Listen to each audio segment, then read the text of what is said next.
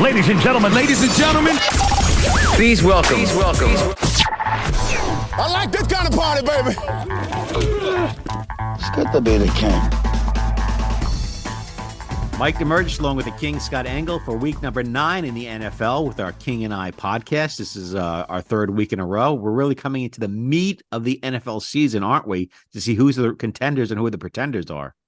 Yeah, we're midway there. Mike, good to be back with you. For those of you who don't know, listening for the first time, I am Scott Engel. I am the King. I am Fantasy, and along with Mike, my original producer on Sirius XM Fantasy Sports Radio, who nicknamed me the King and is a veteran broadcaster in his own right. Yeah, veteran broadcaster has started an amazing Jets win last week, but we'll get to that a little later on. I think it was the biggest win since 1969, right? Oh, it was ugly. Very, very ugly. Yeah. Let's start things off with a clash of the Titans in the NFC East. Cowboys at the Eagles. Cowboys getting 3 points, over and under 47. First off, just off the top, this is a must win for the Cowboys if they want any chance of winning the East. It's also a game that they need in order to show, hey, we truly are one of the contenders in the NFC. And I believe they've beaten the Eagles 4 of the last 5 times that they've played. And of the last 3 times that they've played them, Dak Prescott has thrown at least 3 touchdown passes. So, Dak, good fantasy start this week. And also AJ Brown is just rolling. And Dallas is very good against wide receivers, so I don't like Devontae Smith. DeAndre Swift is 4th in the league in rushing yards, actually, with well over 500. And Dallas is 29th in fantasy points per game allowed to running backs over the last 4 weeks. So DeAndre Swift, actually a good fantasy start this week. Not actually, just a good fantasy start. On the Dallas side, we mentioned Dak. Brandon Cooks is somebody to watch as he's getting more comfortable in that Cowboys offense, and he scored touchdowns in each of the last 2 weeks. That's a tough Philadelphia run defense, and Tony Pollard has not played up to expectations. I would not be surprised to see Dallas win, maybe take them to cover, maybe take them on the money line, because ever since they got destroyed by San Francisco in week 5, might prove that they're really there with the top contenders in the NFC, and if Philadelphia beats them, I think, Dallas is really not going to be taken seriously as a top contender in the conference. For the Cowboys, too, certainly the Cowboys go as far as Dak Prescott takes them. This team relies on him, looks to me emotionally, physically. If he has a bad game, this could really send the Cowboys into some kind of swoon where they end up a year in mediocrity. Not exactly the way Mike McCarthy wants to be. I don't know about that. It's more of a thing where Dallas will lay an egg in a game like this, but then blow somebody out that they're supposed to blow out. And for the Philadelphia Eagles, still, their offense running at high octane, but fans and the critics say that they're really not hitting on all cylinders. That Hurts doesn't seem to be on that cylinders he was on last year as they went into the Super Bowl. Well, but to me, they still look like the best team in the NFC, and getting Kevin Byard in a trade from the Tennessee Titans certainly helps a back end, which has been very, very shaky on defense. Well, I'm going to go with the Cowboys. I'm going to take the 3 points, and I like the over 47 in this one, Scott. Yeah, a good prop. How about the Eagles to score first and lose on DraftKings Sportsbook on plus 24-25? That sounds like a good one too. So I'm liking the Cowboys here with getting the 3 points and the over and under 47. Scott as well likes that as well. Let's move along. Let's shuffle off to Cincinnati, actually, where the Bills take on the Bengals. And in this game here, the Bengals are giving 2 points, over and under 49.5. The Bengals really seem to be hitting their groove now. And exclamation point with that win over San Francisco a few weeks ago. Yeah, they've won 3 in a row, and they look like the best team in the AFC now that Joe Burrow is healthy again, and that's a big key for them. I'm going with the Bengals here at minus 2.5. This is going to be a great matchup in terms of it's a storyline we'll talk about with several teams. We mentioned it with the Cowboys. Buffalo's coming off of three flat performances, including a decisive loss to New England, and they need to show that they still belong with the top contenders in I the think that's already been AFC. answered, though. I think Buffalo's shown that they're not a top tier A team; that they fall in that B category. I had them at a B plus, and then they're dropping to B. They lose this game, and I think they will. They're a C plus now if they lose this game. Well, if they win this game, though, the narrative changes again. And they've already beaten Miami, so I think they need to show. But Buffalo, we've been talking about them as contenders for years, but yet they've never won anything, and now they've come up with three flat performances. They need to play well. They need to win. But Cincinnati been in the AFC Championship twice the last 2 years, won at one time. They know how to win big games like this, whereas Buffalo doesn't. So I'm gonna go with the Bengals here. Fantasy wise, Joe Mixon coming off his best game of the season with 110 scrimmage yards. He's a must start. Obviously, Jamar Chase, Burrow, uh, Josh Allen has the most two touchdown pass games of any quarterback in the NFL. So he's obvious must start. They signed Leonard Fournette, but they just signed him, so this is a game where James Cook, who has 100 plus scrimmage yards in each of the last two games, wants to show, hey, you signed somebody off the street, but I'm still an important guy for you. So I think he's going to have a good game. Stephon Diggs will get his. It's great to see Diggs and Chase on the same field. Gabe Davis is coming off of his best game of the season and showing more consistency. So, he's somebody that I think you have to start in fantasy football too. Dalton Kincaid has become a must start in fantasy football too. Points wise, I like the Bengals, and I'm going to go with the under. I'm going to take the over there because I think while both teams are capable of playing good defense, Cincinnati is an underrated defense. I think. I think these offenses are just too potent to be completely shut down. It looks too obvious. I'm going to go contrarian here, so it looks too obvious to go for the over. That's why I'm going with the under. All right, he's going contrarian. Let's how's your German, Scott? We're going to travel to Deutschland, where the Kansas City Chiefs are hosting the Miami Dolphins, and Miami is kind of like a paper champion here with a glass jaw here. They have a great record, 6 wins, but they haven't beaten anybody with a winning record. Again, here's another team with a prove it sort of win. And I'm taking the over here, but I don't feel totally comfortable about it because, Miami was held down by Philadelphia. Kansas City's got a really good defense. The Dolphins need to prove it. They're not like the Bills. The Bills have been talked about as a Super Bowl contender for a few years now, and they haven't really cashed in on that at all. Whereas Miami, this year, they've emerged as one of the top teams in the AFC, but are they a year away? More of a kind of thing because they lose here. I think you get the perception that they are.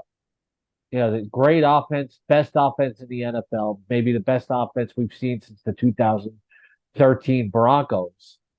But they have to show they can beat Kansas City. Kansas City hasn't looked as good as everybody has thought, or as good as they've been in the last few years. Patrick Mahomes was completely flat last week. Played through an illness. I think he bounces back.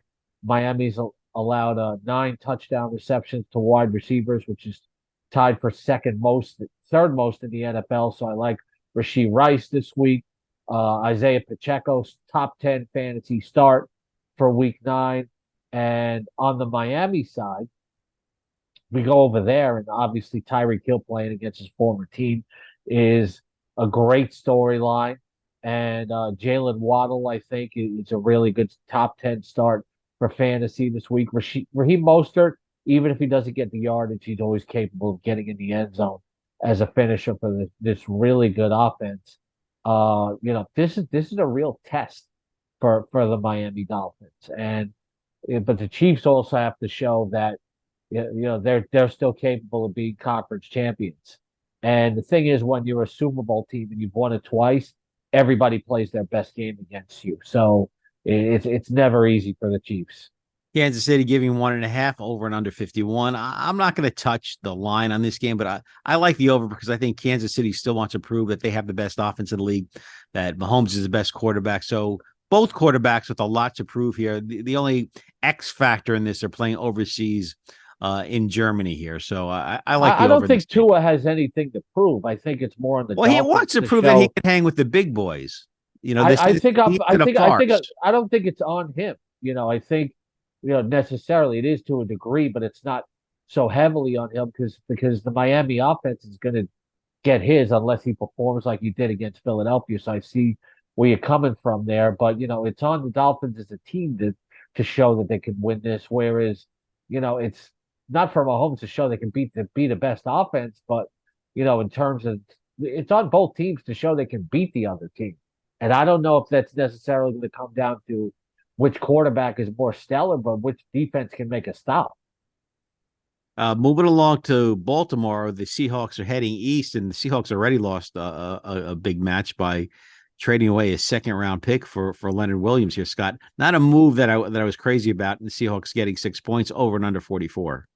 Yeah, I think people overrate, what the Seahawks gave up there because, for the way they're going to finish, it's towards the end of the second round, and they already have an extra third round pick from Denver from last year, so it's not like they're giving up a lot. Plus, the Giants are covering most of the salary too for Leonard Williams, and they really needed somebody on an interior. So I know you're trying to incite me, but I think it's I think it's Well, actually a good trade for both teams. the best thing about Leonard Williams, he's going to suit up if he makes any plays or not. That remains to be seen. Well, his pressure rate has been terrific, and he's been good against the run. And Seattle was kind of thin in defensive interior there, so it was about Pete Carroll and John Schneider addressing a need, and they haven't been afraid to do that. I just don't see Leonard Williams as a high impact kind of player. I don't see him as a low impact kind of player either, though. He's good against the run. He gets a lot of pressure, and He suits they up. needed another defensive tackle. I don't think he just stands there like you're indicating. They're playing in a tough place. Baltimore is kind of like the den of hell for many opposing teams here, and we're kind of looking at the Ravens as the creme de la creme in the AFC. I don't know if I'd call them the creme de la creme. And plus the Ravens. We'll give them a crown. What was the last? They've never made a deep playoff run under Lamar Jackson. They have a lot. Well, we're in the regular season and we're mid-season, so this is prime meat for Lamar Jackson. How is it prime meat? Seattle's as good as Baltimore. Well, I think Thanksgiving is coming up, and Seattle's going to get their goose cooked. Yeah, all right. Well, they don't get blown out very often. They don't play in Baltimore very often either. But being a Jets fan, I don't know the last time you saw quality football. So, well, you've seen decent football. I mean, from a Jet fan perspective, this is like dominance. What they've been doing this year. But anyhow, the Seahawks. If anybody's going to say, well, what about the travel? They've had a terrific record under Pete Carroll playing an East Coast 1 p.m. game. So I'm not concerned about that at all. I'm taking the under on this game. Both defenses play really well. Although, over the last 4 weeks, Baltimore's ranked 19th in fantasy points per game allowed to running backs, and Kenneth Walker has scored in his last 3 road games, and Zach Charbonnet averaging 5.8 yards per carry. He's a sneaky play as he's starting to get more mixed into that Seattle backfield. People are asking me, how is that going to play out? I think, I'm seeing a trend towards maybe a 60-40 split in Walker's favor. Charbonnet played 59% of the snaps last week. I don't see it that high. Last week, Walker was dealing with a calf injury, but I think he can consistently get 35 to 40% of the snaps. So he's somebody you got to pick up. He's on your free agent list. I don't think he is on a lot of free agent lists, but some Tyler Lockett, the most underrated receiver in football, had a really good game last week against a good Browns pass defense. But it's going to be tougher, I think, against the Browns this week for him and Metcalf. On the other side, Gus Edwards is coming off of two really good games, 5 touchdowns in his last 2 games. But this Seahawks run defense is one of the best in the league. You won't get much from Edwards. You won't get much from Zay Flowers against the Seattle secondary. But I think Mark Edwards is a good start. You never bench Lamar Jackson. This game, I'm taking the under here. I'm going to go with the over because I think everybody's feeling the under. So I'm going to go contrarian again here in the over here. I don't know about Geno Smith against that Baltimore defense, which is not great, but it's still good. I think Geno could get 17 points and then the Ravens could put up close to 30. So 31 maybe. After they say 31-17. Have you watched the Seahawks the last few weeks? Like I think they're number 1 or number 2 in points allowed. How is he going to get 30? I think the Ravens know how to put up points, and Lamar knows how to play quarterback during the season. Have you watched that? I'm getting tired of you and everybody else like talking about this Seattle defense. Like I love you and respect you, but have you watched them play the last few weeks on defense? I've seen them play. They got a good defense. Playing in Baltimore is tough, and I'm not sold on Geno Smith, particularly on the road. So, what do you don't care where they play? About the defense. We're not talking. Geno Smith doesn't play defense. Okay, and what is that? But how they move the ball affects the defense too. So the offense does affect the defense. Geno Smith has been up and down the last few weeks, and the defense still has played terrific. This is not a defense that gives up 30 points, Mike. Stop it. You're going overboard and trying to incite me. And it worked. It does. You're going to have to take your Tylenol after taping this. Yeah, I think so. I'm going to go with the over. So there you go. Why? It makes. And I gave you my reasons. Let's move along here. Okay, if it ends up being 21-17, it ends up being like 24-21, you'll hit the over, something like that. But there's no way they're giving up 30 points. Big matchup at MetLife Stadium. The Chargers come to take on the New York Jets. Monday Night Football. It couldn't have been an uglier game for the Jets and Giants last week. Ugly win. Somehow they won it. The Chargers beat the Bears last week. Who really cares? Justin Herbert hasn't been the same since injuring a finger on his non-throwing hand here. Obviously, the Jets here. This is another must win as well for the Chargers as they try to keep pace in the NFC West here. I like the Chargers in this one. I don't know how you could go with the Jets as long as they have Wilson at quarterback. This team is limited on how far they can go. Chargers are -3.5 over and under 40. If you've seen the Jets play, over 30 points would be a lot at this point. So you could expect the Chargers somehow to put up some points in this game because the Jets just can't move the ball, and eventually the defense is going to wilt. Yeah, I think they'll score about 30. I think the Chargers will. What do you think? I could see them putting up 24 points. I mean, no, maybe 30, 40, something like that. No, that's not a good defense in New Jersey. Well, they played pretty good against Philadelphia. I think just the Jets' inability. Let me finish talking, defense. Scott. The Jets' inability to move the ball is eventually going to make this defense pay, and I think this might be one of the weeks when it finally wilts. Actually, I'm joking and trying to get you to get ticked off. The Jets have a very good defense. One of the best in the league. And this is a defense that held Patrick Mahomes, Josh Allen, and Jalen Hurts all to 1 touchdown pass and intercepted each quarterback twice. The Chargers, even more than the Bills, have been overrated. Every year we hear they're going to be a contender, and they're a pretender. They're not winning against this defense. And Zach Wilson, the Jets can't move the ball. They have an inability to move the ball. The Chargers allow teams to move the ball. The Jets will be able to do enough to win this game. I'm taking the Jets on the money line. I'm taking them on the spread. Sit Justin Herbert if you can. I realize quarterback is thin this week, but I don't have him ranked in my top 10 on my ranks on rotoballer.com. The Jets will be able to hold down another top quarterback this week and do enough on offense. Garrett Wilson has a great matchup against that secondary, and he's coming off of 2 really good games. Breece Hall is a top 5 running back. Keenan Allen and Austin Eckler are the only must-starts on the Chargers side of the ball. The Jets are winning this game. I realize for the Jets, every game is a must-win game throughout the season, but I think they will win this game. Too much movement on the offensive line. They're talking about Becton going back to right tackle, Dwayne Brown going to left tackle. It just smells It's like not trouble going to for matter the against this Jets. defense. The Chargers don't have a good defense. Oh, the Jets can run the ball. They do have the ability to run the ball, but to me, the play selection last week against the Giants was awful. So, again, I like the Chargers in this, and I'll go with the under.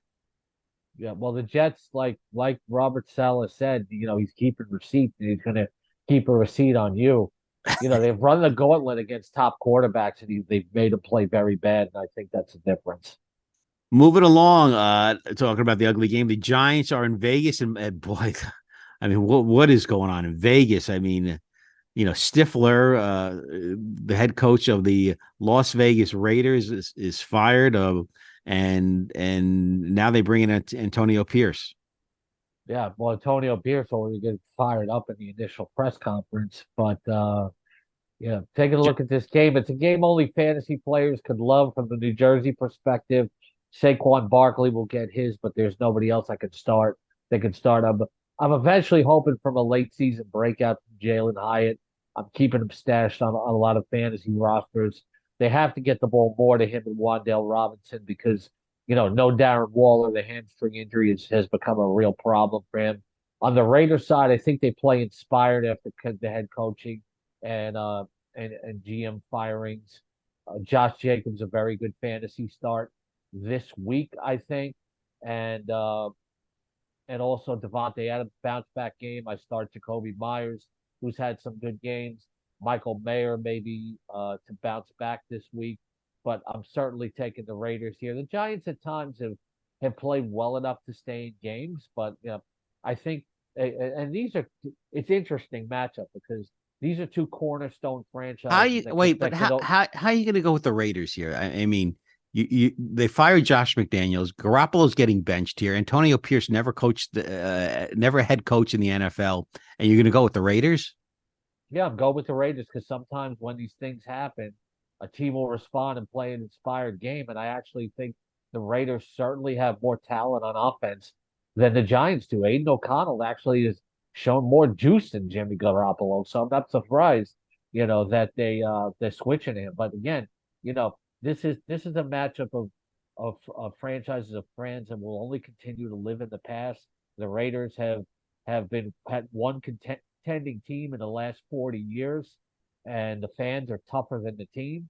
And with the Giants, after beating the Patriots in the Super Bowl twice, Eli Manning made a deal with the devil, and they'll probably never be a contender again. And that's that. And that's the way. To me, Garoppolo, is this the last we see of Jimmy Garoppolo here with the Raiders? The rest of his career, he's just a backup quarterback, I think. It is, Garoppolo, he was surrounded by great talent in San Francisco. And we've seen with Brock Purdy, what that can do. He doesn't have the same surrounding talent. It's not terrible talent. Jacoby Myers, Josh Jacobs, Devontae Adams, that's pretty good. But not as good as San Francisco. It's a different system. And maybe that's what Antonio Pierce needs to come in with the rest of the staff and recalibrate the system there because they do have some playmakers. Over and under 37. Giants getting 1.5. Maybe you parlay this, get a couple of more points on the over The Giants for an don't under. have any playmakers. No, the Giants do not have any play. Saquon Barkley, and that's about it. So Jalen Hyatt's got a lot of potential, but for some reason they don't get him the ball.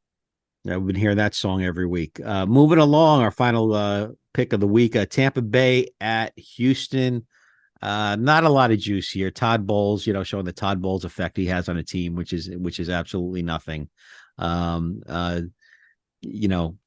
Bay right now is just blah. Houston is, doing the best they can. Houston's actually been more entertaining than we've expected, although it was kind of a flat performance against Carolina last week.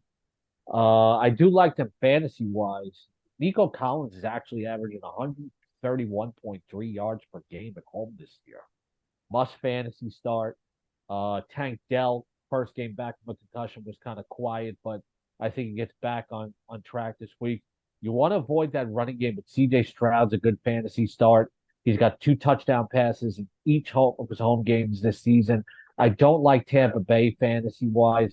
This Houston defense fourth in fantasy points per game allowed to wide receivers. So Chris Godwin, who I always felt is overrated, get you 10 points, maybe 11, 12, which is pretty good, but you don't get any upside. He finally caught his first touchdown pass of the season. Hard to bench Mike Evans, though, because he always gets in the end zone. Rashad White has played better the last 2 weeks, but I think he gets shut down by an underrated Houston defense. Well, I do like the Houston defense, actually, a streaming fantasy play if you need a good unit. They haven't allowed more than 20 points in 4 of their past 5 games. For me, this game is just something I stay away from. It's so hard to read these two teams right now, so I'd rather just stay away from this game. I would take the under. All right, I'll give you the under. I'll give you the under. I'll go with that. Well, those are our predictions and our picks for the week. I had a fine week last week. I was pretty good. I know I liked Minnesota last week. That was one of my picks. And what a shame. We won't pick him again this week, unfortunately. Terrible to see what happened to Kirk Cousins. Yeah, absolutely. So he is the king, Scott Engel. I'm Mike Damergis. Follow me at Sports Radio Prof. And Scott, where can everybody follow you at? At Scott E. the King. And also check me out at thegameday.com, my lineup rankings at rotoballer.com, my weekly previews from around the league at Seahawks.com on the Fantasy Insider tab, and every Saturday, 5 to 6 p.m. Eastern on Sirius XM Fantasy Sports Radio. See you week number 10.